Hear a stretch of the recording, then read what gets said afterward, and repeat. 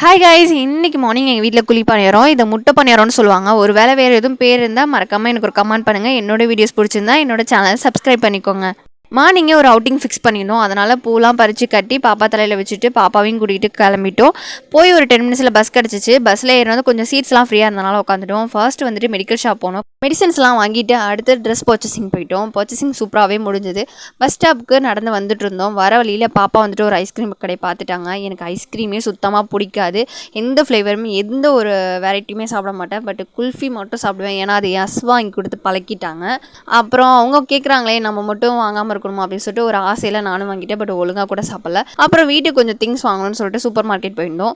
Super market ஃபுல்லாக சுற்றி வந்தாலும் என்னோட ஐட்டம் ஃபுல்லாக ஸ்டேஷ்னரி தான். எனக்கு பென்னு, பென்சில்ஸு, ட்ராயிங் புக்கு, அப்புறம் இந்த கலரிங் ஐட்டம்லாம் ரொம்ப ரொம்ப பிடிக்கும். நான் இப்போது எங்கே போனாலும் வாங்கிடுவேன். அதுமாரி இந்த ஒரு ட்ராயிங் புக் வாங்கிட்டு அடுத்தது பில் போட்டு வீட்டுக்கு கிளம்பிட்டோம். வரப்போ பாப்பா வந்துட்டு வடை வேணும்னு கேட்டாங்க. அவங்களுக்கு ஒரு வடையை வாங்கி ஊட்டிக்கிட்டே பஸ் சரி வீட்டுக்கு